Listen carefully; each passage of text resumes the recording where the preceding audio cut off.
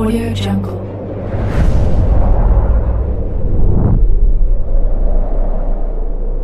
Yo, balik lagi bersama Mimin di Manhwa TV. Kali ini kita akan lanjutkan pembahasan dari cerita Richie Scan by Loyalty chapter 112, 113, dan 114. Mimin infokan kembali bagi teman-teman yang ingin menonton video terbaru lebih cepat, silahkan bergabung menjadi member di channel ini agar Mimin juga tambah semangat untuk update cerita terbarunya lebih cepat. Tanpa berlama-lama, yuk kita masuk ke ceritanya.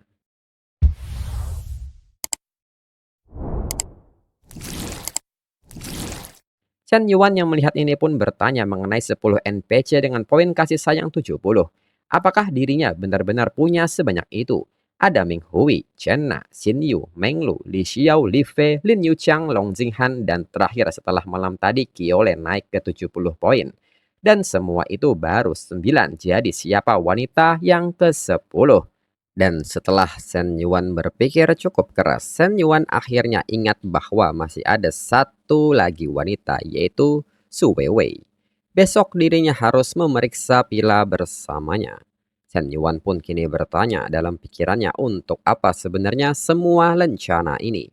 Sistem pun seketika menanggapi hal ini dan mengatakan bahwa setiap rencana yang Shen Yuan miliki memberikan hadiah masing-masing. Dan kini distribusi hadiah lencana dimulai. Karir yang sukses tidak hanya membutuhkan usaha pengguna, tetapi juga bawahan yang loyal dan bersedia berjuang bersama Shen Yuan. Hadiah pertama, Shen Yuan memperoleh funnel Employee Loyalty Level yang memungkinkan Shen Yuan memeriksa level loyalitas setiap karyawan di bawah Shen Yuan. Dan hadiah kedua akan diberikan setelah Shen Yuan menyelesaikan uji coba loyalty funnel. Mendengar hal ini, Shen Yuan pun akhirnya tahu dirinya akhirnya bisa melihat seberapa loyal karyawan miliknya. Kalau rendah, dirinya bisa waspada terhadap potensi masalah.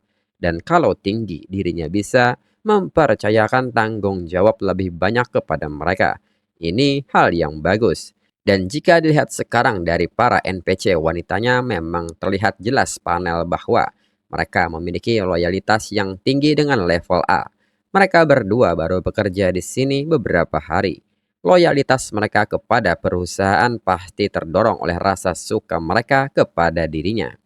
Lalu kini notifikasi kembali muncul yang mengatakan bahwa Shen Yuan telah menyelesaikan uji coba loyalty funnel.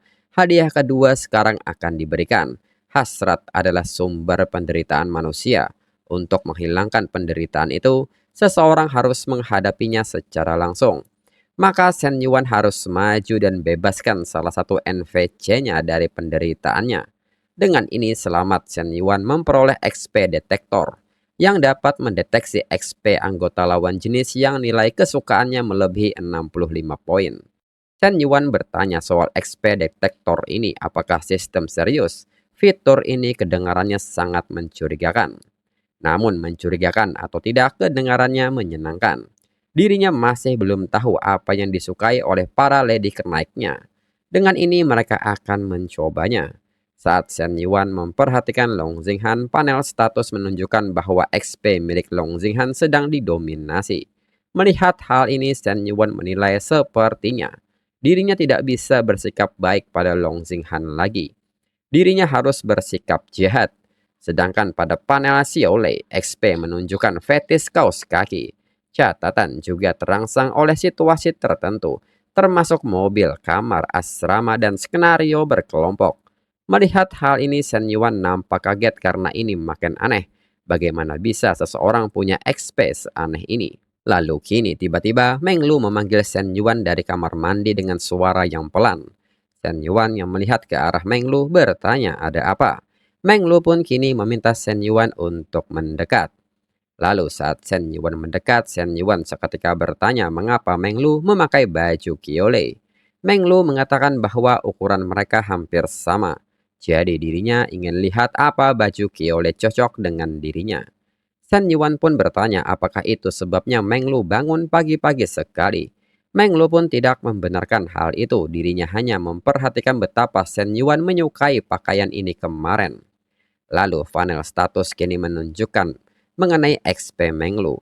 memiliki ketertarikan atau rangsangan terhadap kecemburuan. Dia terangsang dengan mengambil alih barang milik teman-temannya, termasuk pria, barang, dan pakaian mereka.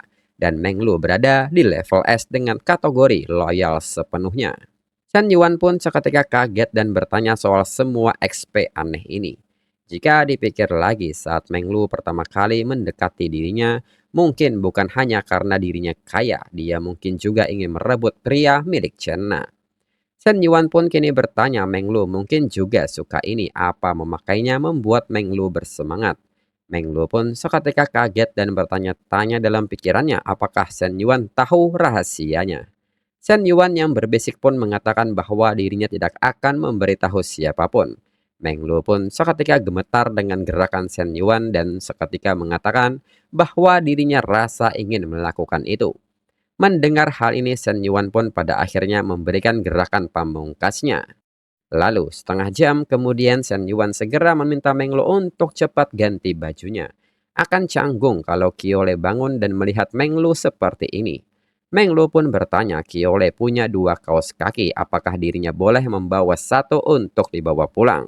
Shen Yuan pun bertanya apakah Meng Lu gila dan meminta Meng Lu menghentikannya. Hanya ada mereka berempat di kamar ini kalau Qiole menyadari salah satu kaos kakinya hilang. Jelas Meng Lu akan jadi tersangka pertama. Kalau Meng Lu benar-benar menginginkannya, minta saja padanya. Setelah sesi hubungan tuan dan murid tadi malam, dia mungkin akan memberi Meng Lu satu. Meng Lu pun mengatakan bahwa meminta langsung akan merusak keseruannya. Shen Yuan pun mengerti setelah Meng Lu selesai ganti baju, bangunkan mereka supaya mereka bisa makan. Lalu saat Meng Lu keluar kamar mandi, Meng Lu pun kaget melihat Long Jinghan dan bertanya sudah berapa lama Long Jinghan bangun. Long Jinghan dengan malu mengatakan bahwa dirinya baru saja bangun. Dalam pikiran Long Jinghan ini agak memalukan, tapi dirinya sungguh berterima kasih kepada Meng Lu. Untuk gadis yang belum berpengalaman seperti mereka, mendengar apa yang Meng Lu pelajari tadi malam sangatlah berharga. Meng Lu pun kini membangunkan Qiole karena Shen Yuan mengajak makan.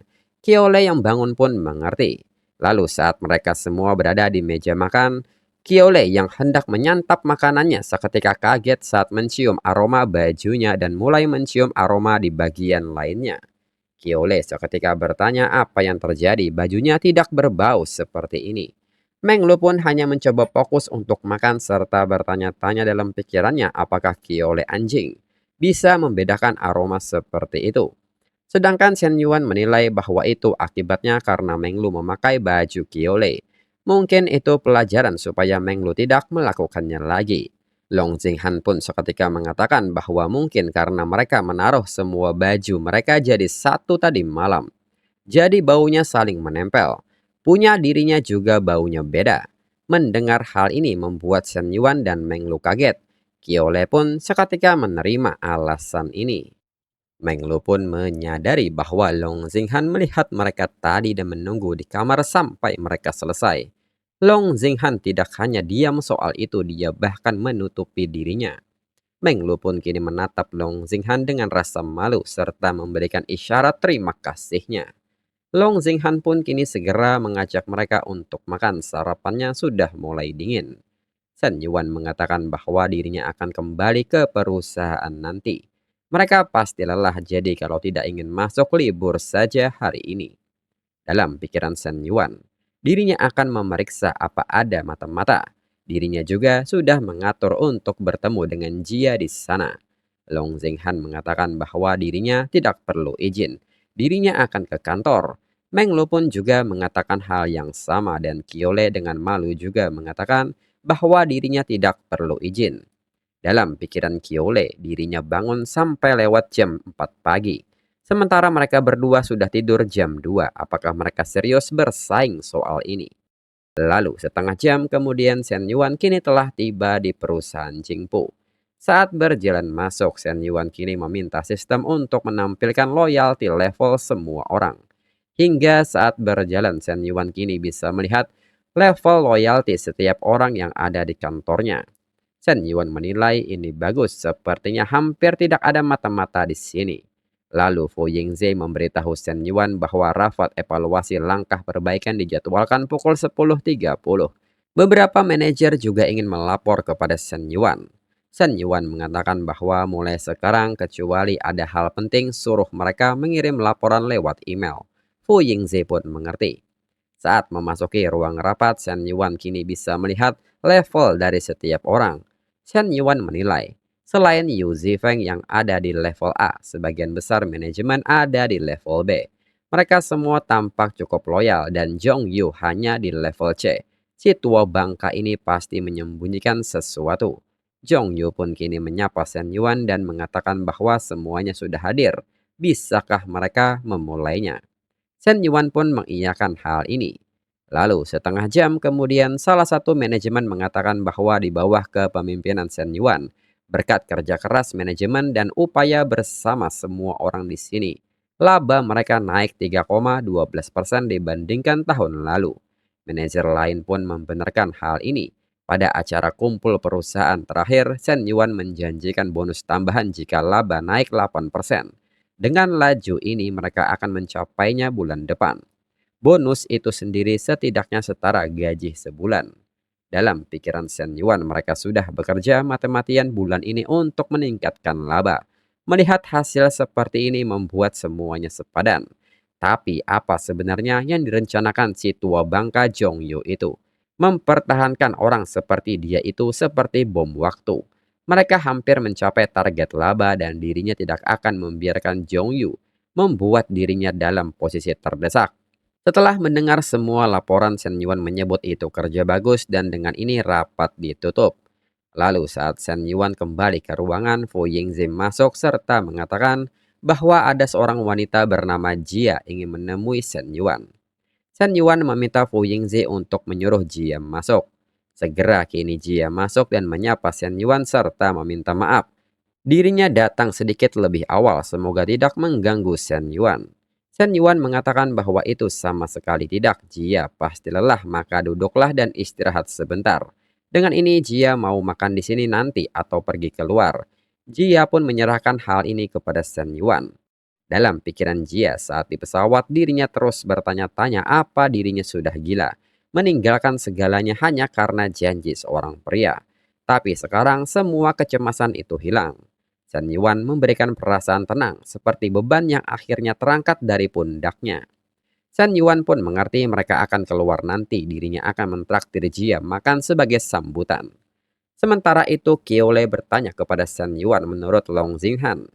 Wanita yang baru masuk itu, apakah orang baru yang sedang didekati oleh Shen Yuan? Long Jinghan mengatakan bahwa itu sepertinya bukan. Mereka tidak terlihat terlalu akrab dan Fu Yingzi yang membawanya masuk. Jadi kemungkinan besar dia klien atau semacamnya. Qiole mengatakan bahwa dirinya merasa tidak begitu. Ada sesuatu yang aneh antara mereka. Dirinya akan menyelidikinya. Long Jinghan pun kaget dan bertanya apakah Qiole akan melakukannya lagi. Dalam pikiran Long Jinghan, Qiole tidak pernah kapok. Shen Yuan baru saja menghadapinya terakhir kali. Tapi wanita itu mungkin bukan salah satu wanita Shen Yuan, jadi Qiole seharusnya tidak akan membuat masalah. Saat di depan pintu, Qiole seketika terdiam serta menekankan dirinya sendiri untuk menjaga sikap serta tetap tenang. Dirinya benar-benar tidak boleh mengulangi kesalahan yang sama. Segera Qiole kini membuka pintu ruangan Shen Yuan dan dengan sopan bertanya apakah mau makan siang bersama. Shen Yuan mengatakan bahwa dirinya punya tamu, mereka berdua bisa makan tanpa dirinya. Qiole pun mengerti. Qiole yang kembali seketika memikirkan soal Jia dan menilainya sebagai tamu, namun masih ada perasaan curiga.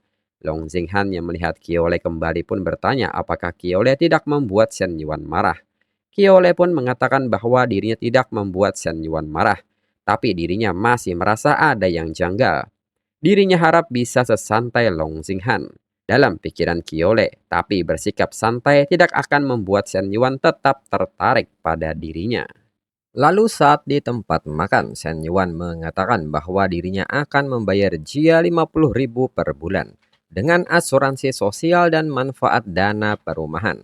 Gaji Jia juga akan disesuaikan dari waktu ke waktu setidaknya 2 kali setahun. Jia pun kaget mendengarnya. Dalam pikiran Jia, dirinya tahu Shen Yuan tidak akan pelit, tapi dirinya tidak pernah menyangka akan mendapatkan sebanyak ini. dan dirinya akan punya setidaknya dua kesempatan untuk kenaikan gaji setiap tahun. Shen Yuan meminta Jia untuk tidak terlalu bersemangat lebih dulu. Sebagai asisten pribadinya, Jia akan punya banyak urusan. Selain makanan dan rutinitas hariannya, Jia akan mengelola segala sesuatu yang berkaitan dengan pakaian, makanan, tempat tinggal, dan transportasi. Rumah, mobil, dan toko-tokonya. Semuanya akan menjadi tanggung jawab Jia dan terkadang dirinya mungkin juga membutuhkan seorang pengemudi wanita. Dan sesekali Jia harus mengambil peran sebagai instruktur menunggang dirinya juga. Jia pun mengerti. Dalam pikiran Jia, Shen Yuan membayar asistennya sejumlah ini. Jelas pekerjaan ini melibatkan lebih dari sekedar pekerjaan. Sedangkan dalam pikiran Shen Yuan hanya 2 poin lagi dirinya akan bisa mendeteksi XP Jia. Dirinya benar-benar ingin tahu jenis rahasia apa yang tersembunyi di balik wajah yang tampak begitu rapi itu. Lalu Shen Yuan baru ingat sesuatu dan menambahkan bahwa ada beberapa hal yang perlu Jia ingat. Jia pun meminta Shen Yuan untuk menjelaskannya. Shen Yuan mengatakan bahwa besok dirinya akan pergi ke Danau Qingzhou untuk mengambil alih sebuah rumah. Setelah itu pantau pekerjaan tindak lanjutnya. Dirinya ingin rumah itu siap ditempati pada akhir Agustus atau awal September. Dan juga Jia akan menjadi kontak person untuk tim pribadinya mulai sekarang. Jika ada apa-apa, Jia akan langsung menghubungi dirinya. Selain itu, dirinya juga perlu Jia membeli beberapa barang dalam beberapa hari ke depan sebagai hadiah untuk beberapa tetua. Dirinya akan mengirimkan daftarnya nanti. Dirinya punya toko yang belum diambil alih. Dirinya akan menulis surat kuasa untuk Jia nanti. Dan Jia dapat menangani untuk dirinya. Itu saja untuk saat ini. Dirinya akan memberitahu Jia jika dirinya memikirkan hal lainnya. Jia pun mengatakan semuanya sudah dirinya mengerti. Shen Yuan mengatakan bahwa ada satu hal lagi. Dirinya punya mobil yang terparkir di Grand Hyatt. Jia bisa menggunakan mobil itu lebih dulu. Dalam pikiran Shen Yuan, tiba-tiba dirinya merasa benar-benar bebas. Fu Yingzi mengurus pekerjaan dan Jia mengurus kehidupan pribadinya. Rasanya seperti otaknya terbebas dari separuh beban. Ini terasa sangat menyenangkan. Jia pun menanggapi Shen Yuan dan mengerti semuanya. Di saat yang sama, Li Xiao pun kini mengirim sebuah pesan dan mengatakan bahwa ayahnya mentraktir Shen Yuan makan malam. Malam ini di restoran Ningxing sebagai balas budi, maka jangan lupa untuk datang. Shen Yuan pun segera mengatakan kepada Jia bahwa dirinya punya sesuatu yang harus dilakukan malam ini. Jadi dirinya tidak bisa mengajak Jia berkeliling kota bintang. Maka pergilah ke Grand Hyatt dan tanyakan pada manajer soal kamar tamu dan mobil. Jia pun mengerti. Sementara itu di restoran Nanjing, Lu Zhen mengatakan bahwa Li Shenghua akhirnya dapat beberapa hari libur untuk bersenang-senang. Jadi mengapa Li Shenghua terus terlihat sengsara? Apakah hotel yang berharga lebih dari 2.000 semalam tidak cukup nyaman? Atau duduk di fun bisnis membuat kaki Li Shenghua sakit? Li Shenghua mengatakan bahwa Lu Zhen tidak akan mengerti. Lu Zhen pun membenarkan hal itu. Dirinya tidak mengerti. Li Shenghua satu-satunya yang mengerti. Ketika menantu laki-lakinya datang, jangan duduk di sana dengan wajah masam itu. Li Shenghua merokok cerutu dan menginap di hotel yang Shen Yuan pesan. Jadi mengapa Li Shenghua bertingkah begitu angkuh? Dalam pikiran Li Shenghua, tentu dirinya mengerti bahwa mereka berutang pada orang-orang ketika menerima bantuannya. Tetapi dirinya masih belum tahu apa yang terjadi dengan kedua putrinya. Bagaimana perasaan dirinya menjadi tidak nyaman. Ada 4 orang dalam keluarga ini dan sekarang kedua putrinya dan istrinya telah memihak Shen Yuan. Dirinya yang merasa seperti orang luar di sini. Lalu Li Xiao memberitahu ayahnya bahwa Shen Yuan terjebak macet. Dia mungkin akan terlambat 10 menit lagi. Li Fei bertanya tidak bisakah Shen Yuan pergi sedikit lebih awal. Mengapa dia selalu pergi ketika waktunya mepet? Lu Zhen mengatakan kepada Li Fei bahwa Shen Yuan masih ipar Li Fei. Dia bahkan tidak terlambat, selain itu makanannya belum datang. Jadi apa yang membuat Li Fei kesal? Li Xiao meminta ibunya mencukupkan hal ini, jangan memarahi Li Fei. Lain kali dirinya akan memberitahu Shen Yuan untuk mencoba berangkat lebih awal. Lu Zhen meminta Li Xiao untuk tidak mengatakan hal itu kepada Shen Yuan. Li Xiao perlu melindungi hubungan Li Xiao dengan Shen Yuan. Masalah sepele seperti ini tidak layak dibicarakan. Shen Yuan sibuk meskipun terkadang dia sedikit terlambat itu bukan masalah besar. Li Shenghua pun meminta Lu Zhen berhenti mengajari putrinya omong kosong. Jika setiap percakapan antara pasangan harus bergantung pada uang dan status sosial, maka Li Xiao sebaiknya tidak berkencan dengan Shen Yuan sama sekali. Apakah Lu Zhen benar-benar baik-baik saja dengan putri mereka menghabiskan sisa hidupnya bertindak malu-malu dan berjalan di atas kulit telur di sekitar pria? Lu Zhen mengatakan bahwa dirinya tahu Li Shenghua peduli tentang putri mereka. Tetapi jika seorang pria cukup sukses dalam karirnya, tidak ada salahnya wanita sedikit mengalah. Li Shenghua tidak bisa mengharapkan segalanya sesuai keinginan Li Shenghua. Li Shenghua pun nampak kesal mendengarnya dan berniat berdebat, namun Lu Zhen seketika meminta Li Xiao untuk tidak mendengarkan ayahnya. Apa yang Li Shenghua katakan berhasil ketika pria dan wanita memiliki kedudukan yang kurang lebih sama. Tetapi itu tidak berlaku untuk Li Xiao dan Shen Yuan. Li Xiao tahu situasinya lebih baik daripada dirinya. Ada beberapa hal yang bisa mereka kompromikan. Shen Yuan adalah anak yang baik, dia tahu cara menghadapi orang dan dia telah mengatur segalanya dengan sempurna. Dirinya tidak dapat menemukan satupun kesalahan pada Shen Yuan. Li Shenghua pun nampak diam mendengar hal ini. Sementara itu, Li Fei bertanya-tanya dalam pikirannya soal tidak dapat menemukan kesalahan Shen Yuan. Lebih seperti 70.000 lebih emas itu membuat ibunya pingsan. Dirinya bisa mendaftarkan banyaknya kekurangan Shen Yuan sekarang. Dia seorang playboy, pandai bicara, suka menindas, dan bahkan memaksa dirinya memanggil Shen Yuan dengan sebutan Daddy. Shen Yuan benar-benar mesum, benar-benar kacau. Li Fei pun malah jadi bertanya-tanya mengapa dirinya memikirkan hal itu sekarang, sangat menyebalkan.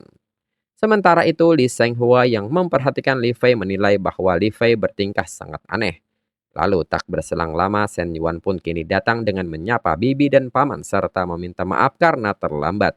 Lalu lintasnya sangat buruk, dirinya akan menghukum dirinya sendiri dengan 3 minuman nanti. Lu Zhen menyebut itu tidak apa-apa, mereka mengerti makanannya baru saja tiba. Serta Lu Zhen meminta Shen Yuan untuk segera duduk. Li Shenghua pun seketika bertanya apakah Shen Yuan mau minuman yang mana. Shen Yuan pun mengatakan bahwa yang mana saja boleh. Dirinya serahkan pada paman. Li Shenghua pun mengerti. Lalu kini setelah minum beberapa gelas, Li Shenghua pun kini berdiri dan mengatakan bahwa dirinya akan pergi ke kamar kecil. Dan Lu Zhen meminta Shen Yuan untuk makan.